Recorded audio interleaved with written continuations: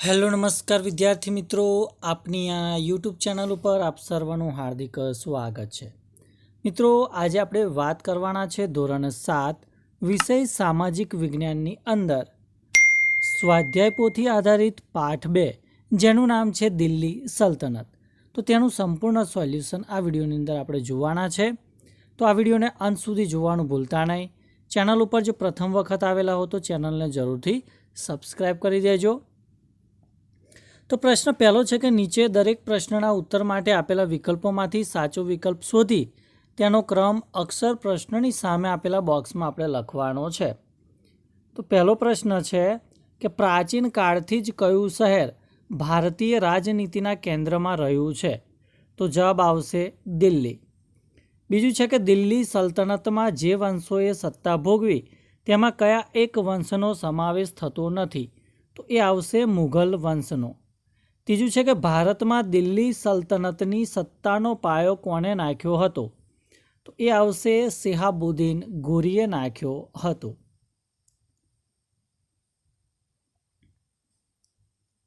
ત્યારબાદ પ્રશ્ન 4 કે દિલ્હી સલ્તનતના ચેહલગાન એટલે કે ચારગાનની સ્થાપના કોણે કરી હતી?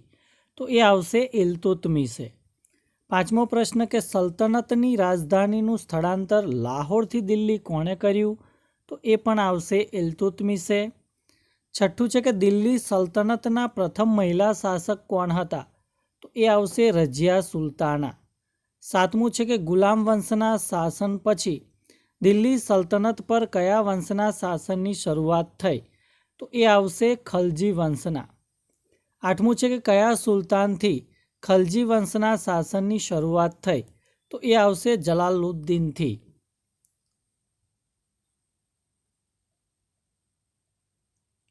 ત્યારબાદ પ્રશ્ન 9 કે કયા સુલતાને સૈન્યના ઘોડાઓ અને સૈનિકોની વિશિષ્ટ ઓળખ માટે દાગ અને ચહેરા પદ્ધતિની શરૂઆત કરી હતી? તો એ આવશે અલાઉદ્દીને।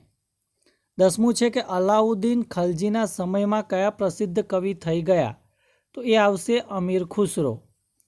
11મું છે કે દિલ્હીના કયા શાસકની યોજના તરંગી યોજના તરીકે ઓળખાય છે? તો એ આવશે મુહમ્મદ બિન તુગલકની। 12મું છે કે કયા સુલતાને રાજધાનીનું સ્થળાંતર દિલ્હીથી દૌલતાબાદ કર્યું હતું? તો એ આવશે મુહમ્મદ બિન તુગલક।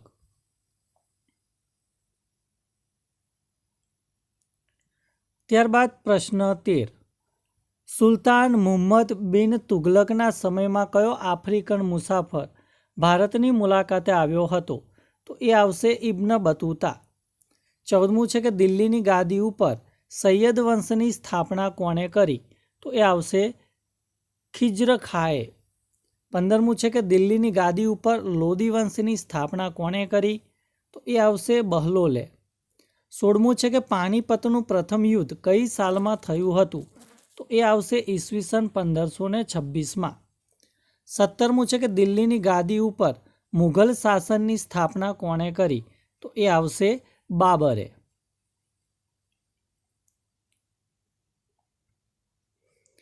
ત્યારબાદ પ્રશ્ન 18 સલ્તનત કાળમાં પ્રાંતીય શાસનમાં જિલ્લા અને તાલુકાને અનુક્રમે શું કહેવામાં આવે છે? તો જિલ્લાને સિક અને તાલુકાને પરગણા તરીકે ઓળખવામાં આવે છે। 19મું છે કે કુતબુદ્દીન ઐબકે દિલ્હીમાં કઈ મસ્જિદનું નિર્માણ કર્યું હતું? તો એ આવશે કુવત ઉલ ઇસ્લામનું। 20મું છે કે અજમેરમાં ઢાઈ દિનકા ઝોપડા નામની મસ્જિદ કોણે બંધાવી હતી? તો એ આવશે કુતબુદ્દીન ઐબકે। 21મું છે કે ઢાઈ દિનકા ઝોપડા નામની મસ્જિદ કયા શહેરમાં આવેલી છે?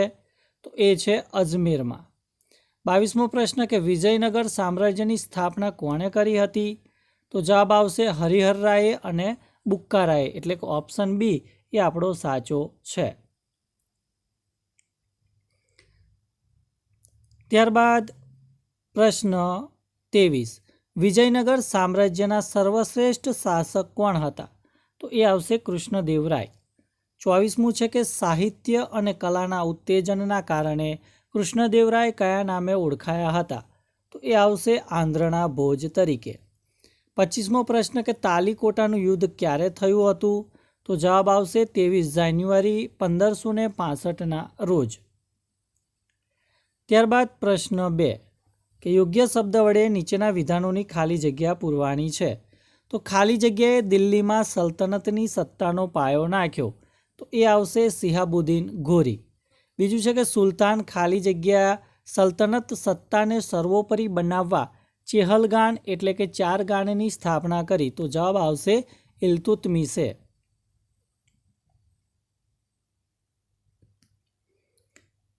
ત્યારબાદ ત્રીજી ખાલી જગ્યા, સુલતાન ઇલ્તુત્મિશે રાજધાનીનું સ્થળાંતર ખાલી જગ્યાથી દિલ્હી કર્યું, તો જવાબ આવશે લાહોરથી. સુલતાન ખાલી જગ્યાને ગુલામ વંશનો સાચો સ્થાપક માનવામાં આવે છે, તો એ આવશે ઇલ્તુત્મિશ. ખાલી જગ્યા ભારતમાં દિલ્હીની ગાદીએ આવનાર પ્રથમ મહિલા હતી, તો એ આવશે રજિયા સુલતાના. ખાલી જગ્યા દિલ્હીની ગાદી પર બેસનાર ખલજી વંશનો પ્રથમ શાસક હતો, તો એ આવશે જલાલુદ્દીન. છઠ્ઠું છે કે ખાલી જગ્યા તુગલક દિલ્હી સલ્તનતના તુગલક વંશનો પ્રથમ શાસક હતો, તો એ આવશે ગિયાસુદ્દીન. ખાલી જગ્યા તુગલક વંશનો એક પ્રતિભાશાળી સુલતાન હતો, તો એ આવશે મુહમ્મદ બિન તુગલક. નવમું છે કે દિલ્હી સલ્તનતની શાસન વ્યવસ્થામાં કેન્દ્રમાં ખાલી જગ્યા હતો, તો જવાબ આવશે સુલતાન. 10મું છે કે દિલ્હી સલ્તનતનો અંતિમ શાસક ખાલી જગ્યા હતો, તો એ આવશે ઇબ્રાહિમ લોદી. 11મું છે કે કુવત ઉલ ઇસ્લામ નામની મસ્જિદ ખાલી જગ્યા શહેરમાં આવેલ છે, તો એ આવશે દિલ્હી. 12મું છે કે ઢાઈ દિન કા ઝોપડા મસ્જિદ ખાલી જગ્યા શહેરમાં આવેલ છે, તો એ છે અજમેર. શ્રીનગર ખાલી જગ્યાએ વસાવ્યું હતું, તો એ આવશે અલાઉદ્દીન ખલજીએ વસાવ્યું હતું. 14મી ખાલી જગ્યા, વિજયનગર સામ્રાજ્યની સ્થાપના ખાલી જગ્યા નદીના કિનારે કરવામાં આવી હતી, તો જવાબ આવશે તુંગભદ્રા. 15મું છે કે હરિહરરાય અને બુક્કારાયના ગુરુનું નામ ખાલી જગ્યા હતું, તો એ આવશે સ્વામી વિદ્યારણ્ય.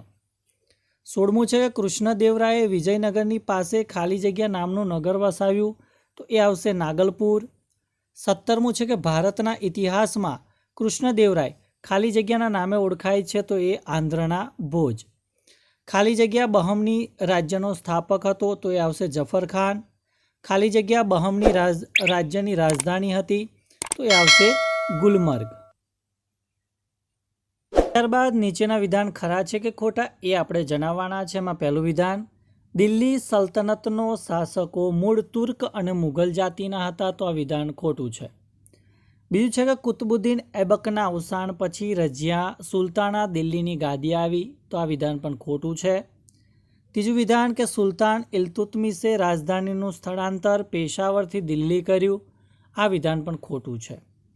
ચોથું છે કે રજિયા સુલતાનાએ દિલ્હીની ગાદીએ આવનાર પ્રથમ મહિલા હતી, તો આ વિધાન સાચું છે. 5મું છે કે સુલતાન ગ્યાસુદ્દીન બલબલ પછી નાસિરુદ્દીન દિલ્હીની ગાદી આવ્યો, એ વિધાન પણ ખોટું છે. 6થું જલાલુદ્દીન ખલજીથી ખલજી વંશની શરૂઆત થઈ, તો એ વિધાન સાચું છે. 7મું છે કે દિલ્હીની ગાદી ઉપર બહલોલે સૈયદ વંશની સ્થાપના કરી, તો એ વિધાન ખોટું છે. 8મું બહલોલ લોદી દિલ્હી સલ્તનતનો પ્રથમ તુર્ક શાસક હતો, તો એ વિધાન પણ ખોટું છે. 9મું વિધાન કે ઈસવીસન 1526માં પાણીપતના બીજા યુદ્ધમાં બાબર સામે ઇબ્રાહિમ લોદીનો પરાજય થયો, તો વિધાન ખોટું છે. 10મું છે કે પ્રતિક મુદ્રા પ્રયોગ એ મુહમ્મદ બિન તુગલકની યોજના હતી, તો એ વિધાન સાચું છે. 11મું છે કુતુબ મિનારનું અધૂરું રહેલું બાંધકામ ફિરોઝ શાહ તુગલકે પૂર્ણ કરાવ્યું, તો એ વિધાન ખોટું છે. ત્યારબાદ 12મું વિધાન, દિલ્હી સલ્તનતમાં સુલતાનનો પ્રધાનમંત્રી વજીર કહેવાતો, તો વિધાન સાચું છે. 13મું છે કે કૃષ્ણદેવરાયે વિજયનગરની પાસે નાગલપુર નામનું નગર વસાવ્યું, એ વિધાન પણ સાચું છે. 14મું છે કે સંગીત અને નૃત્યના ઉત્તેજનને કારણે કૃષ્ણદેવરાય આંધ્રના ભોજ તરીકે ઓળખાય છે, તો એ વિધાન ખોટું છે. બહમની સામ્રાજ્યના પતન પછી સમગ્ર સામ્રાજ્ય 7 સ્વતંત્ર રાજ્યોમાં વહેંચાયું હતું, એ વિધાન પણ ખોટું છે. ત્યારબાદ પ્રશ્ન 4 કે બંધબેસતા જોડકા જોડો. પહેલું છે કે ભારતનો દિલ્હી સલ્તનતનો પ્રથમ સુલતાન, તો એ આવશે કુતુબુદ્દીન ઐબક. બીજું છે કે ખલજી વંશનો પ્રથમ શાસક, એ આવશે જલાલુદ્દીન. સૈયદ વંશનો સ્થાપક, તો એ આવશે ખિજ્ર ખા, અને લોદી વંશનો સ્થાપક તો એ આવશે બહલોલ. ત્યારબાદ બીજા નંબરનું જોડકું જોઈએ. કુતુબ મિનાર તો એ આવશે દિલ્હીમાં. 2.5 દિન કા ઝોપડા તો એ આવશે અજમેરમાં.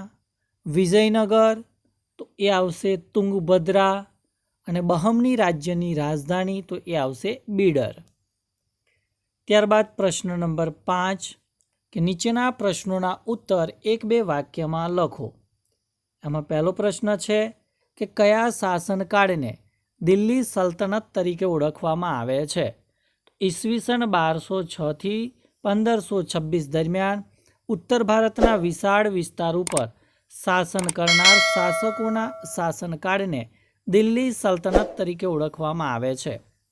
બીજો પ્રશ્ન કે દિલ્હીમાં સલ્તનતની સત્તાનો પાયો કોણે નાખ્યો ને કેવી રીતે? ઈસવીસન 1192માં તરાઈના બીજા યુદ્ધમાં શિહાબુદ્દીન ઘોરીએ દિલ્હીના રાજા પૃથ્વીરાજ ચૌહાણ સામે નિર્ણાયક વિજય મેળવીને દિલ્હીમાં સલ્તનતની સત્તાનો પાયો નાખ્યો. ત્રીજું છે કે ભારતમાં દિલ્હી સલ્તનતનો પ્રથમ સુલતાન કોણ હતો? તો શિહાબુદ્દીન ઘોરીનો ગુલામ કુતુબુદ્દીન ઐબક ભારતનો પ્રથમ મુસ્લિમ શાસક હતો. ચોથું છે કે ગુલામ વંશનો સાચો સ્થાપક કોને માનવામાં આવે છે? તો સુલતાન ઇલ્તુત્મિશને ગુલામ વંશનો સાચો સ્થાપક માનવામાં આવે છે. ત્યારબાદ પ્રશ્ન 5 દિલ્હી સલ્તનત દરમિયાન દિલ્હીની ગાદી ઉપર બેસનાર સૌપ્રથમ મહિલા કોણ હતી? તો દિલ્હી સલ્તનત દરમિયાન દિલ્હીની ગાદી ઉપર બેસનાર સૌપ્રથમ મહિલા રઝિયા સુલતાના હતી. છઠ્ઠું છે કે દિલ્હીની ગાદી ઉપર ખલજી વંશની સ્થાપના કોણે કરી? તો અફઘાનિસ્તાનના જલાલુદ્દીન ખલજીએ દિલ્હીની ગાદી ઉપર ખલજી વંશની સ્થાપના કરી. સાતમું છે કે અલાઉદ્દીન ખલજીએ દિલ્હીના લશ્કરી તંત્રમાં શો સુધારો કર્યો? તો અલાઉદ્દીન ખલજીએ દિલ્હીમાં સ્થાયી લશ્કર રાખવાની શરૂઆત કરી.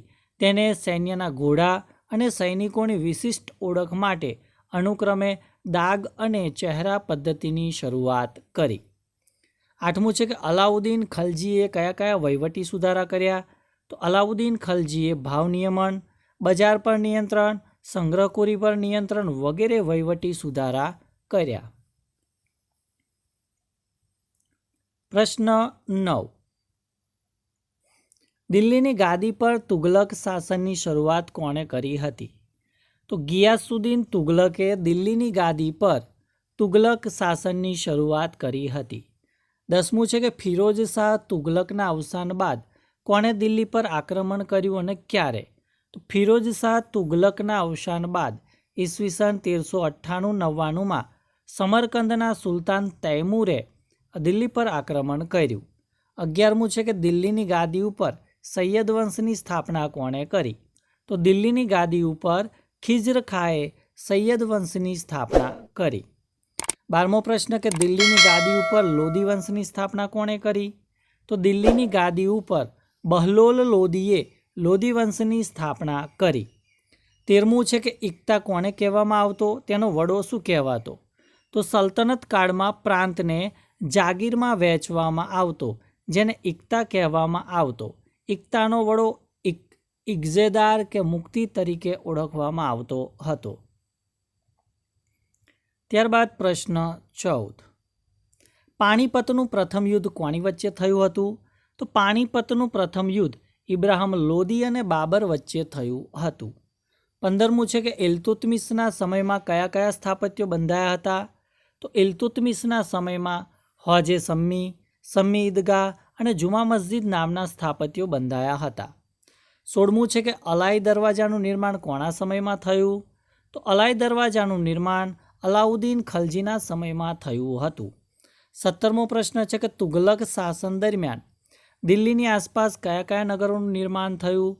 તો તુગલક શાસન દરમિયાન દિલ્હીની આસપાસ તુગલકાબાદ, ફિરોજાબાદ, હિસાર, જૌનપુર, ફિરોજપુર, ફતેહાબાદ વગેરે નગરોનું નિર્માણ થયું.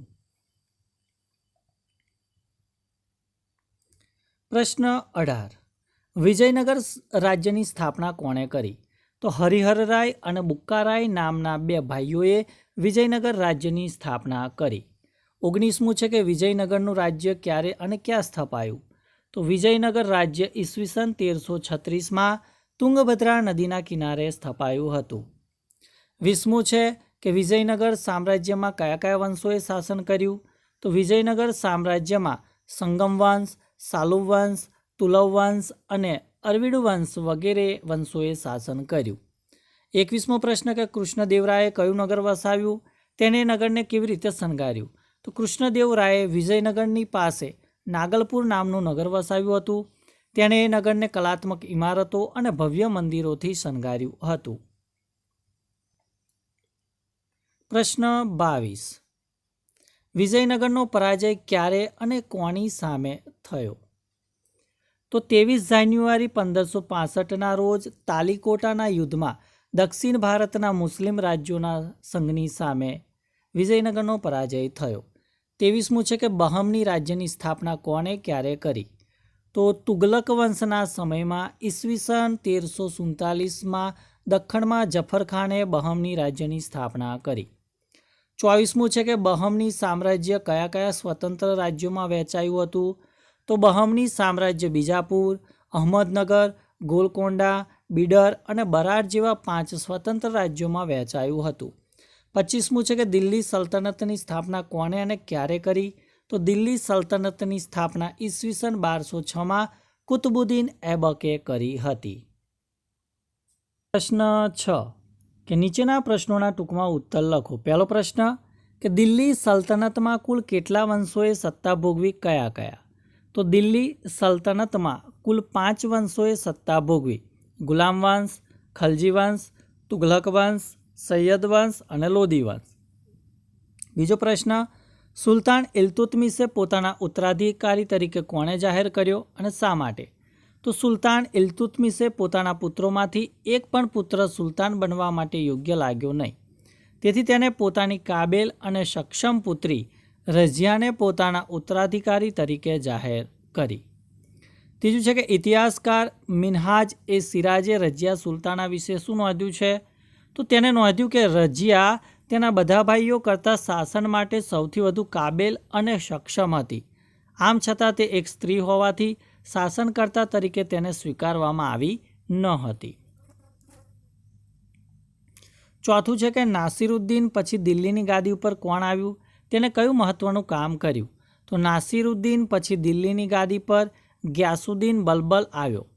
તેને ચેહલગાનને વિખેરી નાખી શાસનતંત્ર ઉપર અમીરોની પકડને હળવી કરી અને સુલતાનના સ્થાનને મજબૂત બનાવ્યું.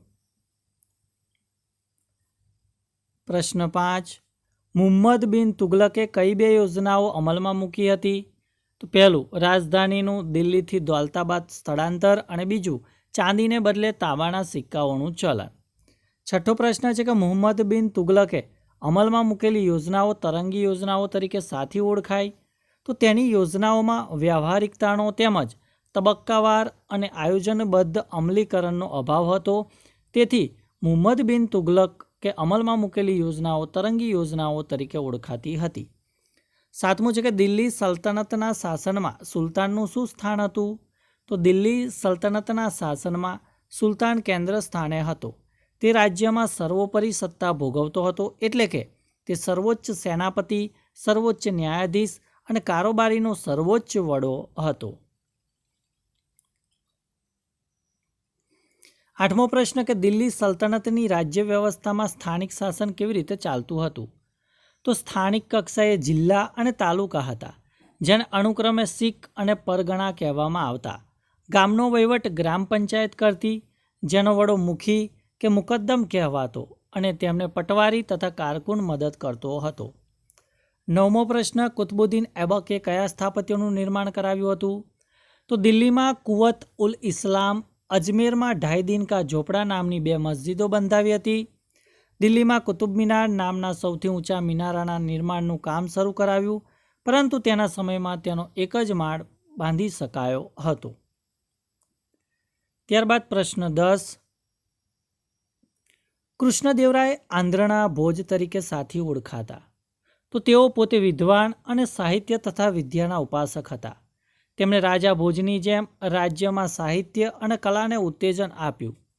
તેણે સંસ્કૃત અને તેલુગુ ભાષામાં કેટલાક ગ્રંથો લખ્યા. આ કારણોને લીધે કૃષ્ણદેવરાય આંધ્રના ભોજ તરીકે ઓળખાતા હતા.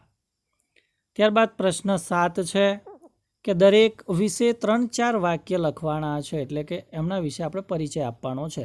પહેલું છે રજિયા સુલતાના. તો રજિયા સુલતાના ઇલ્તુત્મિશની કાબિલ પુત્રી હતી.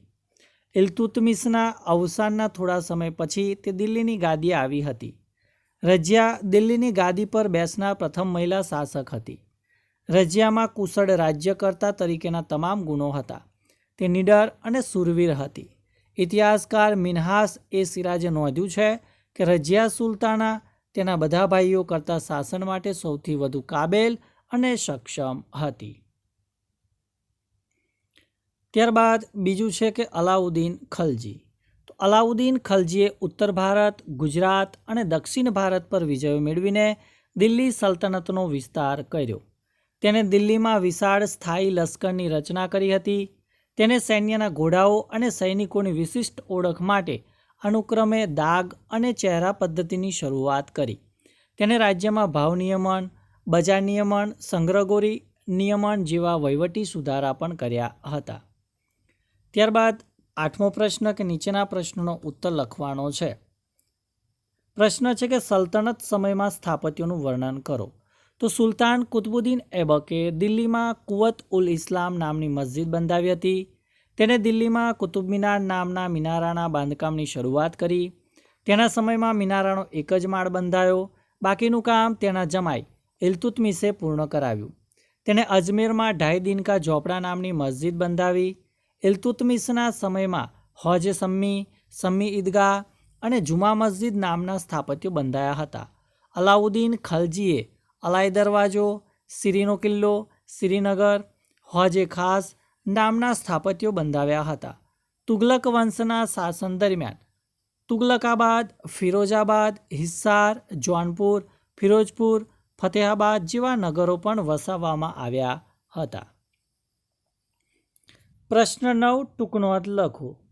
એમાં છે કૃષ્ણદેવરાય.